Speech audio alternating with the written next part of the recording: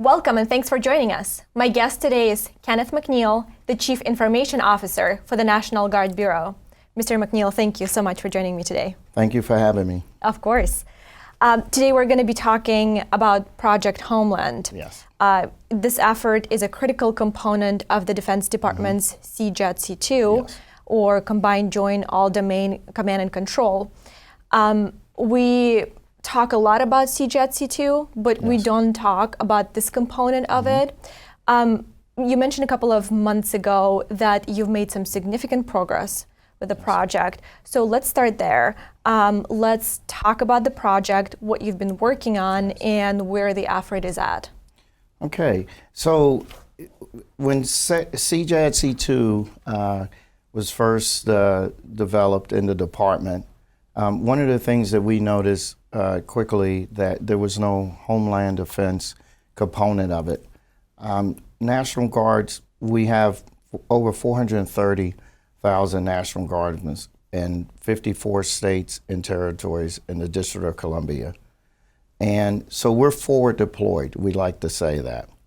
And so we looked at, okay, if we're talking Homeland Defense, we need a capability that connects into CJADC2 for data, shared situation awareness, tie into U.S. Northern Command. And so we created a title, Project Homeland, which has the data component, the shared situation awareness component tied to it. We're connected in all of 54 states and territories in the District of Columbia through our common operating picture. This gives not only the states shared situation awareness with their non-government DoD partners, their local partners, but it also ties into the National Guard Bureau and how we share situation awareness and kind of helps us when we're deploying resources from states. So that's how we look at the tie into CJADC2. Okay, so let's talk about the common operating picture. We always talk about it when we talk about CJADC2. Right. So what is the success here? What are we working towards? So the common operating picture has multiple components to it. So the Guard, in its unique role, we need to be able to communicate with our civilian local partners, right? They're on the ground, they're non-DoD, and they're state and local, and community in some cases. So we have to be able to do that first, our civilian first responders. But we also need to have the capability to communicate in a secure environment at the DoD level. As we see any incident, it's going to start local, which the Guard will be deployed first, and then it's going to elevate to possibly a Title X response, which is a federal response. We have to be able to bridge both of those environments. And with Project Homeland being a tie into CJADC2, it leverages both environments that we need to be able to operate in. So, from the perspective of most people say, well, how are you able to do that, right? Yeah. So it's multiple tools to get at the data that we need to share in both environments.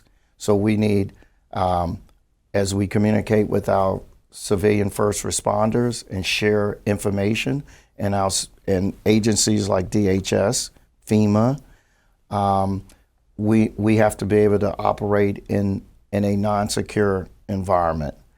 But if we have Title X capabilities in the state that's deployed, we need to be able to operate in a secure environment. So having multiple tools to get at data in both environments is crucial for the National Guard. just a follow-up question on the timelines. You said we got to start local, Right. and then elevate it to Title 10 response. if necessary. Okay, so what are we talking about in terms of timelines? So it depends on what type of crisis you're working with. So obviously, a vignette that we use is last year we had the hurricanes, and in North Carolina, they had federal Title 10 support, but the Guard was on the scene first in the initial response with civilian local responders. So in that environment, it depends on the elevation and timeline. It kind of depends on the severity of the crisis. So it's not like a cookie cutter where every crisis you're gonna be communicating with Title 10 forces at this time. It just depends. And you also mentioned that you have multiple tools to get at the data. This is something that we were talking a lot about during FCA TechNet Cyber. Yes. During one of the panels on CJAT-C2, that's exactly what we were talking about, and that's the challenge. And there was a conversation that the siloed networks across theaters are hindering the ability to for CJAT-C2 to progress. What are the challenges that you're seeing there? So I think that we've made significant progress working with our partners such as Northcom to look at capabilities that Title 10 forces use today. And when we just went through the President Inauguration 60, we did like a pilot with some of the Title 10 capabilities tied into our common operating picture that reaches all the states across the country and territories. And we were pretty successful in the interoperability piece. We are not 100% there, obviously, as technology changes rapidly, but I think we're a lot closer today with that interoperability piece, working with our non-federal partners and our federal partners. So in terms of the interoperability piece, can you put like a percentage of how far you've come? Well, I think the tools are there. We're in the process of the acquisition process of actually purchasing the tools, and we're working with the department to assist in that, and with Northcom. So to answer your question precisely, we see in less than a year of having this capability from both sides. Okay, so fiscal 2026. Right. Yeah. You're talking about working with Northcom. Could you just talk about how you're working with the Army, with the Air Force, how you're working with the rest of the Defense Department, and maybe some of the key takeaways from all those partnerships? Good question. So the National Guard is made up of two services, Air and Army. So it's crucial that we work with those two services. All of our Title 10 capability comes from the two services. For the Homeland mission, we do have capability, interoperability, like our first responder incident site communications. That's a National Guard tool. Our joint communications capability, we call it GIST. But we have to work closely because we use everybody's capability. So a unit deploys, it's just not using, and I'm speaking of the Homeland, it's just not using the Homeland Defense, Homeland Support, the Civil Authorities capability. It's also using the issue Title 10 capability that the services provide. So we have a really close relationship. I talk about this a lot. We work closely with the service on developing dual use. I think that's smart, and it saves taxpayers dollars if it's capability that's developed that can be used obviously overseas, which is priority. You can pivot and use that capability in the area of communications for the homeland. So we work closely in development of dual use capability with the two services. I'm thinking about CJET C2 because we're always talking about overseas missions. But I'm wondering how what you're doing is informing what the rest of the Defense Department doing and vice versa. A very good question. We work closely with the Joint Staff, J6, which has been a tremendous partner with us. When we developed Project Homeland and said, hey, for this capability to get at the interoperability piece for the domestic mission that we have, the Joint Staff J6 was very helpful in getting us tied in to CJAD C2. As a matter of fact, the briefing that they use has a guard piece in the briefing that talks about the Project Homeland and the interoperability into CJAD C2 at the state, local level. Mm-hmm. And just a quick clarification, when was the inception of the project? Oh, timelines. I want to say, probably about 5 years ago when we started talking about it. Obviously, we're focused. I mean, we first of all, the Guard, deploys overseas, obviously, but from my office, we focus a lot on the homeland, and so we started looking at the CJAD C2 and said, how can we interject the homeland piece? And so having those conversations that we started with the Joint Staff, we kind of wrapped up pretty quick. But then we had to develop, kind of the concept of, what are you trying to do and how you're trying to inject in from the homeland perspective. And then how you do the interoperable piece as you work with your civilian and non-federal partners. So the concept started about 5 years ago, but it rapidly was accepted as we went forward and started developing more of a this is how you get at it. This is the tools and capability that you need to get at it. And what are you hearing from guardsmen on the ground, having this operational picture in place? What are you hearing in terms of them using it? What's the feedback there? So states look at it as very positive because from a state perspective, they are dealing with civilian first responders every day and they're called out to mission. But when they have to have the communications and the interoperability piece with federal capabilities and forces that would come in, that was a blind spot. And using the federal tools now will merge that. So they're very positive as we continue to go forward. They're encouraging us to go faster.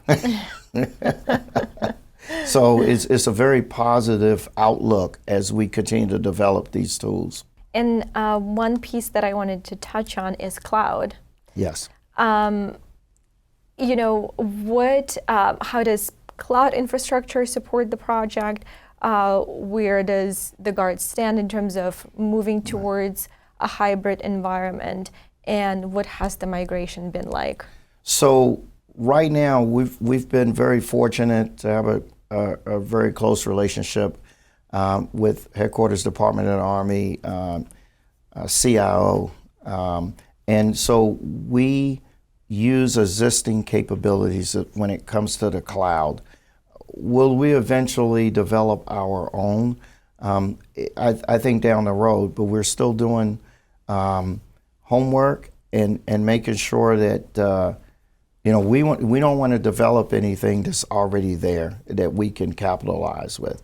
And so that relationship using capability that the Army has already as far as cloud development has worked very well for us. What are you weighing in terms of when you're thinking about developing your own capabilities? So cost. True. Right. So, making sure that it's feasible. I mean, we try to look at, and everything we do is the cost effectiveness. Don't develop something that's already out there that you can share with the big services. And fortunate for us, the relationship with the Army and the Air Force has been, a very positive to share capabilities. And the cloud development has, in the last, 5-6 years, has really taken off in the department. And so we look at that positive. I'm not saying that down the road we wouldn't develop, our own, but right now we think that the existing capabilities that's out there we can capitalize and use. Yeah, and what would be some use cases that you're looking at and you're thinking, yeah, this is why we need something of our own? Well, as we look at how much capability that the existing cloud development can take. I mean, we have to look at if as we develop new tools and we have new requirements, are we at a point where we have to pivot and develop another cloud capability just for the Guard? Right now, we don't see that, but we're doing homework and continue to monitor and work with the services as we go forward. But I don't think that that's a 25 meter today.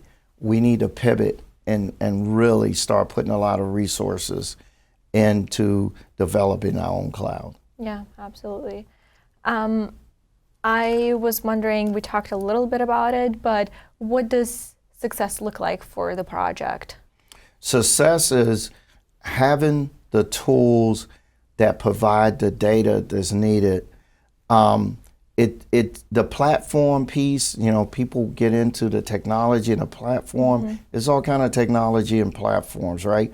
But we worry about just making sure we have the data relevant, secure when we need it. And that's what success looks like.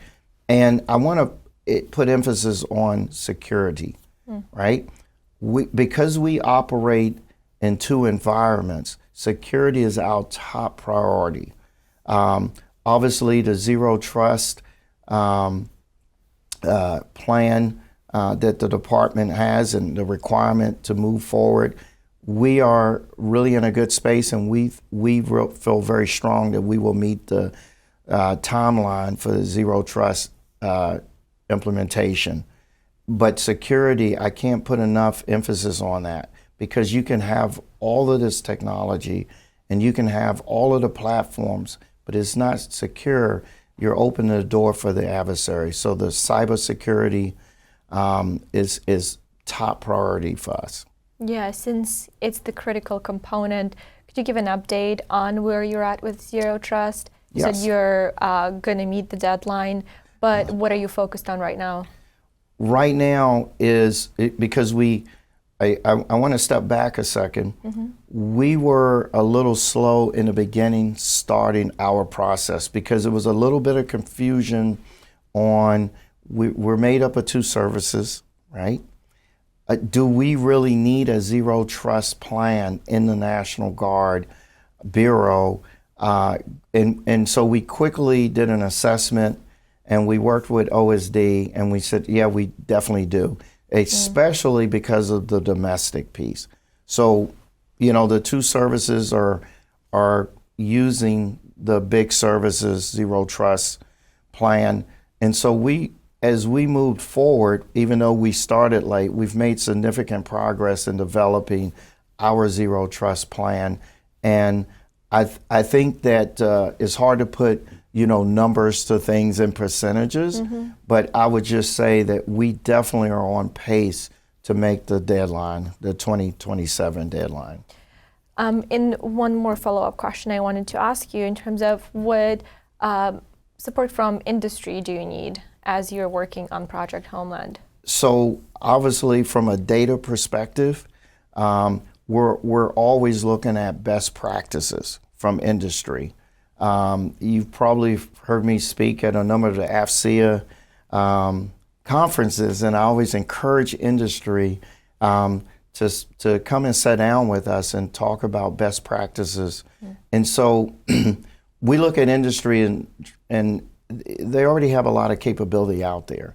We do not want to create new good ideas that already exist that can help us today, that industry has already developed. So we look forward to continue to partner with industry and look at best practices and have industry to assist. We have industry right now supporting our CDO office, Chief Data Officer.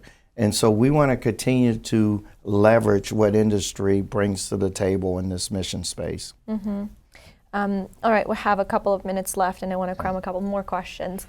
But could you talk about maybe how you are relying or exploring AI for Project Homeland?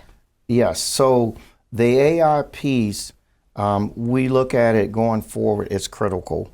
So as we have a project that we called Project Theo, and it was looking at, it was working with California in the wildfire cases and looking at predictability. And we look at the AI tools and AI capability that can help us definitely for, the natural disaster piece as we're responding to, wildfires and other natural disasters. That data is critical, and that's the part of Project Homeland that would be tied into what we're trying to do in the AI mission space. We still have a lot of work to do in that, but I think in the last 2 years, we've made significant progress with pilots looking at how we could continue to include artificial intelligence in our Homeland mission when it comes to natural disasters and support to civilian first responders. Yeah, I've heard you talk a lot about Project Theo. Yes. Is there an update? Yes, so we're continuing to work Project Theo. I think we're closer with looking at AI tools and capabilities. Again, the thing that we really want to make sure that we get the security right. That is a key area that we focus on. Because everything that we do, the security piece has to be the lead, right? You can have fast capability that's rapid, when it comes to data and everything. But if it's not secure, you just have a lot of fast data that maybe the adversary is in there with you. And so we continue to work the AI piece, but we're focused on the security aspect of it. Yeah, and it keeps coming up. Security is the most critical piece. Yes. Before I let you go, just wanted to ask you about your priorities in terms of Project Homeland.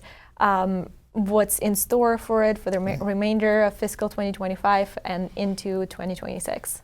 The biggest priority is getting the federal secure Title 10, as we say, peace tied into our common operating picture that we have today. Having that capability that we can, as we say, bolt it on top to have not only your non-secure capability that can talk with civilian first responders and state and local, but having the federal piece tied in. That is the priority, and that's what we really feel good about. We think that we're definitely on pace, working with our partners at Northcom and our partners in the building, Joint Staff, OSD, to get this capability for the National Guard. Yeah, absolutely. Mr. McNeill, thank you so much Thank you for joining having me today. Let me thank today's guest, Kenneth McNeill, the Chief Information Officer for the National Guard Bureau. I'm Anastasia Obis, and you're watching Federal News Network. Now let me send you back to the studio for more on the Cloud Exchange.